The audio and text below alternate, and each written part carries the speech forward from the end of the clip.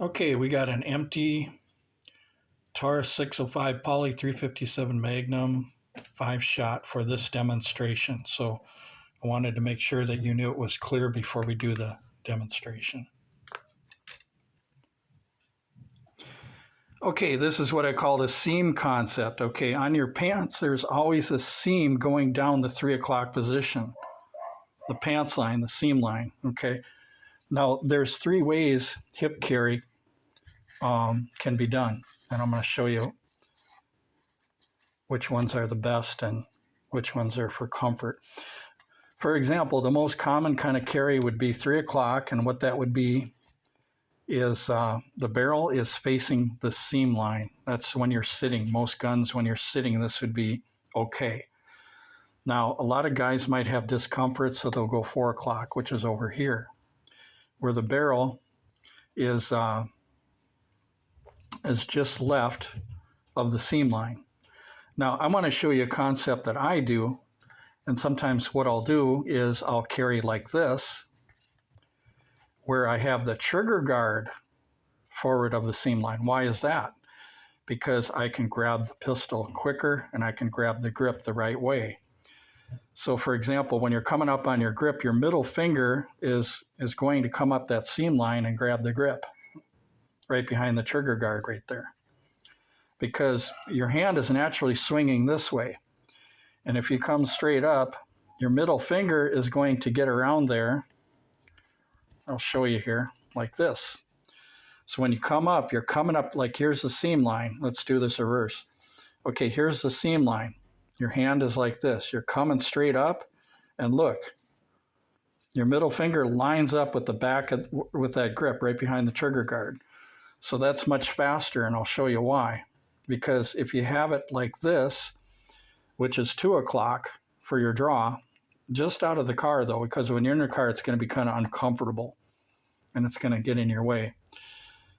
So once again, 2 o'clock position. Okay, you're like this, you come up on the gun and you want to make sure that there's a gap behind here too, maybe an inch or 3/4 of an inch so that you can grab that out without having to shoehorn it under here.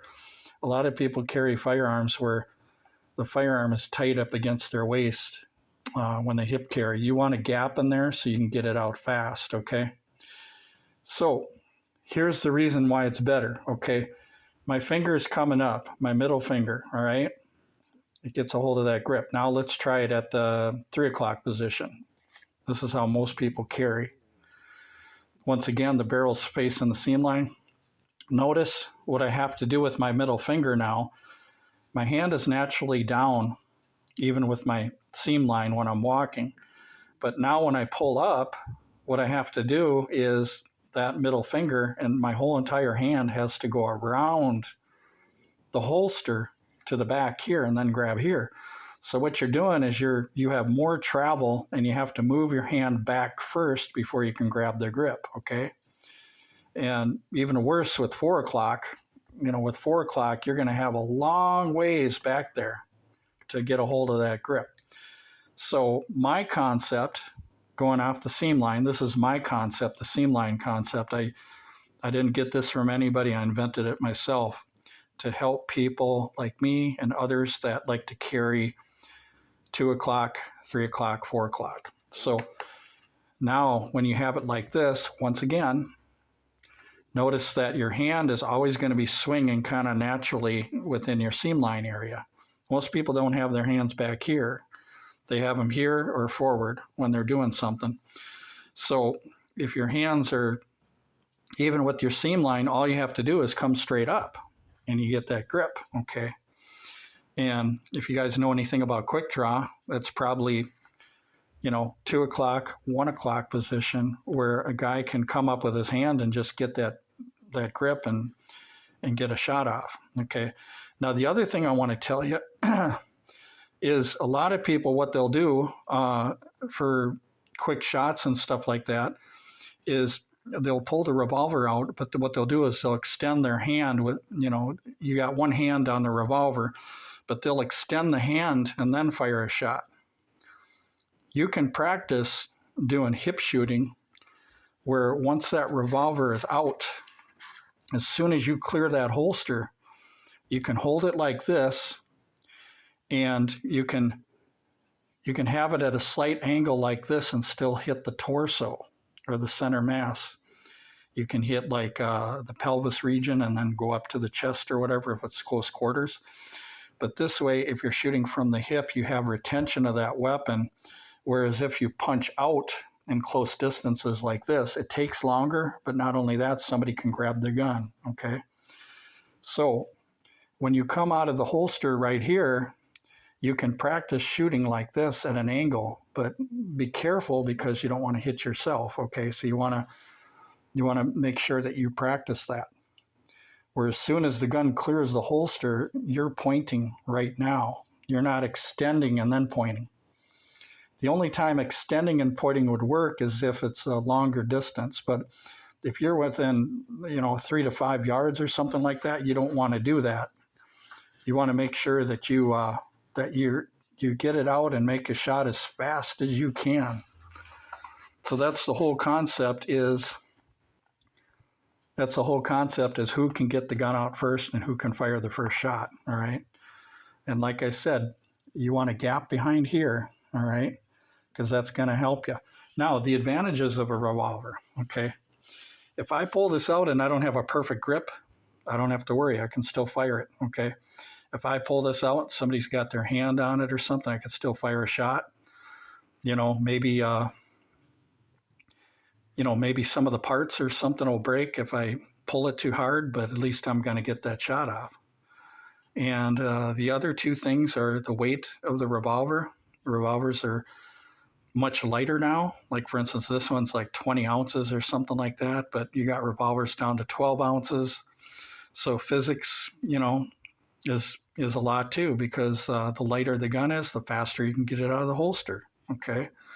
Another thing, the shorter the barrel or the shorter the profile, the faster you can get it out of the holster because there's less travel to get it out of the holster, all right? So you're faster. The whole key of this concept is to be as fast as you can, all right? And then you want to practice 25 draws, open carry like this, and then you want to practice 25 draws with some kind of jacket. And the best ultimate jacket, I think, for carrying a revolver is a baseball jacket. I know it sounds kind of funny, but can you mix baseball in with revolvers? Sure. Wear a baseball jacket. Why? Because a baseball jacket is a button type jacket, but the flap comes up to here. So you can have one of the buttons on the bottom, still fastened, if you get a little wind or something like that. But a baseball jacket, if it's open a little bit and it's not a windy day, you only got that much flap to clear. So I can peel back that flap with my thumb. And at the same time I'm doing that, I can come up on my grip and that thing is out like right now. I can get it out right now, like right away. Whereas somebody that's appendix might have to struggle because you need two hands for appendix, whereas this, you only need one hand. So this by far, 2 o'clock and 1 o'clock especially is the fastest that you're going to draw, not appendix. Because remember with appendix, you need two hands and the butt or the grip is tight up against you. There's no gap in there. So not only do you have to pull the firearm out, where it's facing like this now, so you have to take the firearm out and then you have to face it this direction. See what I mean? Whereas this, you're already facing the right direction because when you pull it out, it's like that. Whereas appendix, when you pull it out, first you have to pull it out, then you have to position it so it's like that. So this is by far the fastest that you're going to draw. And why is that? Because quick draw guys, quick draw guys typically are within the 1, 2 o'clock position, but mostly 1 o'clock position, all right? Because it's quick draw. Everything's up front here, all right? So what I'm doing is I'm tying in the concept of quick draw in some ways. I mean, it's right here, so it's not exactly 1 o'clock, but it's 2 o'clock. So notice, once again, I'm going by the seam line concept. This is a concept that I made up myself. I'm not copying anybody on YouTube. This is a concept that I made up myself so that I can be faster, so that I can carry with comfort, and I can reach the gun. And one of the things I did to make sure I can reach the gun is making sure that there's a gap behind here. You know, sometimes on revolvers you can put something in here to in front of here to get it to come out a little bit more, so that you have a little bit of grip space there so you can get a hold of it. So but yeah, so revolvers are extremely fast, and they're going to work. You know, you just have to make sure you have good shot placement, and you want to practice your tactics like cover and different things like that. So that's not a pray and spray thing. You know, if you have a 5-shot revolver and you have extra ammo, practice good tactics. The thing about citizens now, private citizens, not law enforcement, not military, is most gunfights are within 5 yards, and they only last 3 to 6 seconds before somebody runs. Either you're running or they're running, right? And if you're running for cover and protecting yourself, there's nothing wrong with that. If you don't have to fire a shot, there's nothing wrong with that either. But the thing is that you're going to make sure that you think about cover at the same time you're thinking about defending yourself with shots. So you want good shot placement. You want to practice good shot placement because you're not praying and spraying like they are. So, and the other thing about reloading, if I reload behind cover, even though I'm slower reloading behind cover, somebody with a 9mm out in the middle of the street with 32 rounds, if he's got to reload out in the middle of the street, he's being a fool, because even though he can reload faster than me, what he's doing is he's reloading out in the middle of the street. That's a bad place to reload, even though it only takes him a second and a half. Whereas somebody like me, smart behind cover, chances are, you know, once again, private citizens, not law enforcement, not military or anything like that. Chances are they don't come to your cover when a private citizen returns fire or defends himself.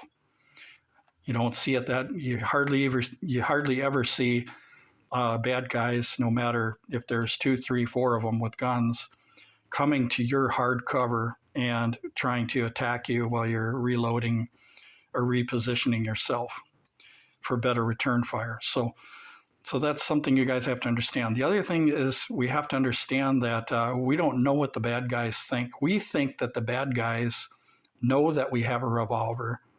And the thing is, they don't know what you have because the gunfight is so fast. They don't know that you do have a revolver, okay? They don't know how many rounds you have, all right? They're not counting rounds because a lot of people generally are not interested in math when they're in the middle of a gunfight, all right? So we give bad guys credit for somehow having these superpowers of knowing that you have a revolver and knowing that you only have 5 shots before they even get on the scene without even seeing the firearm. No. Everything happens so fast, they don't even know that it's a revolver, or they don't know if it's a semi-auto because everything's happening so quick. They don't have a chance to get a quick gun review from you about your revolver. They'll say, hey, buddy, I only got 5 shots. Oh, it's only a revolver? That's fine. But anyway, thanks for watching the video, you guys.